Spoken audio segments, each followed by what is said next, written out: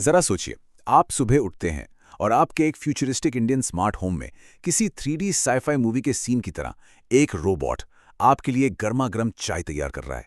Sounds crazy है ना? कुछ साल पहले तक एक पर्सनल रोबोट सर्वेंट का ख्याल बिल्कुल हवा हवाई लगता था, लेकिन 2026 के आते आते ह्यूमनॉइड रोबोट्स इन इंडिया कोई साइंस फिक्शन नहीं बल्कि एक रियलिटी बनने की कगार पर है। तो सवाल ये है कि क्या सच में हमारे घर के कामों के लिए रोबोट्स आ रहे हैं? आज हम इस बात की पूरी डेप्थ में जाएंगे और समझेंगे कि ये रोबोटिक्स रेवोल्यूशन हमारी आम जिंदगी को ग्राउंड लेवल पर कैसे बदलने वाला है। तो सबसे बड़ा सवाल जो इस वक्त शायद हर किसी के दिमाग में घूम रहा है वो यही है कि क्या आखिरकार रोबोट्स हमारे घर के झाड़ू पोछा और बर्तन करने वाले हैं। देखिए, आज टेक्नोलॉजी उन क्लमजी शुरुआती मैकेनिकल प्रोटोटाइप से बहुत आगे निकल चुकी है। अब हम उन एडवांस्ड एआई मशीन्स की बात कर रहे हैं जो कपड़े फोल्ड करने से लेकर बेसिक खाना पकाने और यहां तक कि आपके डेली रूटीन्स को समझने की पूरी क्षमता रखती हैं। ये सिर्फ फैक्ट्री में काम करने वाली भारी मशीन्स नहीं है, इन्हें स्पेसिफिकली हमारे लिविंग रूम्स और किचन्स के लिए as an intelligent assistant design किया जा रहा है। और वैसे इंसान और मशीन का रिश्ता अब पहले से कहीं ज्यादा करीब आ चुका है। आपको 2007 का वो टाइम याद है जब पहला स्मार्टफोन मार्केट में आया था और उसने सब कुछ बदल दिया था? बिल्कुल वैसा ही रोबोटिक्स के फील्ड में अभी हो रहा है। इस टेक्नोलॉजी का आईफोन मोमेंट कहा जा रहा है।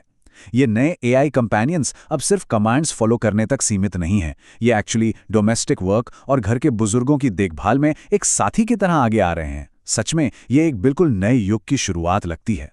अगर हम ग्लोबल मार्केट पर एक नज़र डालें तो यहाँ काफ़ी दिलचस्प रेस चल रही है और हर रोबोट की अपनी एक अलग खासियत है। जैसे टेस्ला ऑप्टिमस को लीजिए, ये अपनी ज़बरदस्त स्पेशल अवेयरनेस और टेस्ला के पूरे इकोसिस्टम के साथ इंटीग्रेशन के लिए जाना जाता है, जो जनरल चोर्स के लिए परफेक्ट है। दूसरी तरफ है 1X नियो। इसकी सबसे बड़ी खासियत है इसकी मसल लाइक सॉफ्ट बॉडी, जो बच्चों और बुजुर्गों के आसपास इसे मैक्सिमम सेफ्टी देती है। और फिर आता है फिगर 02, जिसके अंदर लिटरली ओपन एआई का ब्रेन फिट है, जिससे ये नेचुरल कॉन्वर्सेशन और कॉम्प्लेक्स टास्क्स बहुत आसानी से कर लेता है। साथ ही Xiaomi जैसे टेक जायंट्स भी पीछे नहीं हैं और अपने साइबर वन जैसे मॉडल्स के साथ इस रेस को और भी कॉम्पिटिटिव बना रहे हैं। लेकिन जब बात इन फ्यूचरिस्टिक रोबोट्स को इंडिया में लाने की होती है तो रियलिटी का एक बहुत बड़ा झटका लगता है, और वो है पैसों का। ये 30 लाख रुपए का फिगर देखिए। अगर टेस्ला ऑप्टिमस की बेस प्राइस $20,000 भी मान ली जाए तो लगभग 30% इंपोर्ट ड्यूटीज, टैक्सेस और शिपिंग कॉस्ट मिलाकर एक आम खरीदार के लिए इसकी एक्चुअल कीमत 30 लाख रुपए को आसानी से क्रॉस कर जाएगी। अब ऑब्वियसली किसी भी मिडिल क्लास फैमिली के लिए इतना बड़ा अमाउंट एक कार या छोटा घर खरीदने जैसा है। ये एक बहुत बड़ा फाइनेंशियल बैरियर है। अब इस महंगे कॉस्ट बैरियर को तोड़ने के लिए कंपनियां भी नए नए तरीके निकाल रही हैं। जैसे X1 नियो ने एक डायरेक्ट परचेज की जगह सब्सक्रिप्शन मॉडल ऑफर किया है, लगभग $499, यानी करीब 42,000 रुपये महीना। सुनने में ये एक अफोर्डेबल ऑल्टरनेटिव जरूर लगता है, लेकिन इसमें एक बड़ा रिस्क जुड़ा हुआ है। इंडिया में इन इंटरनेशनल रोबोट्स का ऑफिशियल सपोर्ट 2027 से पहले आने की उम्मीद नहीं है, जिसका सीधा सा मतलब है कि अगर आप इसे जल्दी इंपोर्ट कर भी लेते हैं तो इसकी वारंटी वॉइड होने का डर रहेगा और मेंटेनेंस का सारा सरदर्द आपका अपना होगा। तो फिर इस महंगे इंपोर्ट प्राइस टैग का आखिर सोल्यूशन क्या है? यहां एंट्री होती है हमारे अपने मेक इन इंडिया कंटेंडर की, एडवर्ब एलेक्सिस, जिसे रिलायंस इंडस्ट्रीज का स्ट्रॉन्ग बैकअप मिला हुआ है। लोकल मैन्युफैक्चरिंग का सबसे बड़ा फायदा यह है कि आपको जीरो इंपोर्ट ड्यूटीज देनी पड़ती हैं। तो जब इंटरनेशनल मॉडल्स पॉकेट पर भारी पड़ते हैं, तब एनालिस्ट ये एक्सपेक्ट कर रहे हैं कि एडवर्ब एलेक्सिस हमारे प्राइस सेंसिटिव इंडियन मार्केट को ध्यान में रखते हुए 15 लाख या उससे भी कम की रेंज में लॉन्च हो सकता है। ये लोकल इनोवेशन इस पूरी गेम को बदलने की ताकत रखता है। और इस दिशा में गवर्नमेंट ऑफ इंडिया की जो draft national strategy on robotics है, वो साफ दर्शाती है कि हमारा लोकल डीप टेक और एआई इकोसिस्टम कितनी तेजी से मैच्योर हो रहा है। लेकिन यहाँ एक प्रैक्टिकल प्रॉब्लम है। एक फैक्ट्री या वेयरहाउस में रोबोट को काम पर लगाना एक बात है, और उसी रोबोट को सीधे एक आम इंसान के घर के अंदर लाना बिल्कुल ही दूसरी बात है। ये ट्रांजिशन अपने आप में नए और बहुत कॉम्प्लेक्स चैलेंजेस लेकर आता है। जरा सोचिए, फैक्ट्रीज एक बहुत ही स्ट्रक्चर्ड और प्रिडिक्टेबल एनवायरनमेंट होती हैं। वहां हर चीज अपनी जगह पर होती है और रोबोट्स आसानी से अपना रास्ता बना लेते हैं। लेकिन हमारे इंडियन घरों का माहौल वो बिल्कुल अलग होता है। हमारे घर बहुत ही डायनामिक, थोड़े क्योटिक और डेंसली पैक्ड होते हैं। यहाँ मल्टी जनरेशनल फैमिलीज एक ही छत के नीचे रहती हैं, जमीन पर बच्चे खेल रहे होते हैं, पालतू जानवर घूम रहे होते हैं और फर्नीचर का सेटअप तो शायद रोज ही थोड़ा बहुत बदल जाता है। एक बाइपीडल यानी 2 पैरों पर चलने वाले ह्यूमनॉइड के लिए ऐसे माहौल में सेफ तरीके से चलना बिना किसी को चोट पहुंचाए किसी इंजीनियरिंग नाइटमेयर से कम नहीं है। इन सब के अलावा एक और बहुत बड़ा फैक्टर है जो तय करेगा कि ये रोबोट्स हमारे घरों तक पहुंचेंगे या नहीं, और वो है इकोनॉमिक मिसमैच। देखिए, वेस्टर्न कंट्रीज में लेबर की बहुत कमी है और वो काफी महंगी भी है, इसलिए वहां इन रोबोट्स की सख्त जरूरत है। लेकिन इंडिया का इकोनॉमिक हिसाब किताब बिल्कुल अलग है। यहाँ मिडिल क्लास फैमिलीज के पास एक अफोर्डेबल डोमेस्टिक वर्कफोर्स यानी हमारी मेड्स और हेल्पर्स का एक्सेस होता है। ये हेल्पर्स खाना बनाने से लेकर सफाई तक सब कुछ बहुत एफिशिएंटली और रिलेटिवली कम खर्च में कर देते हैं।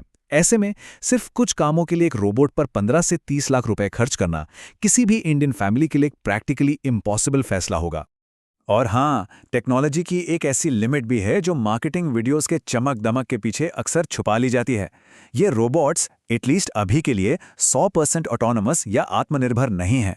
इनमें एक खास फीचर होता है जिसे एक्सपर्ट मोड कहते हैं।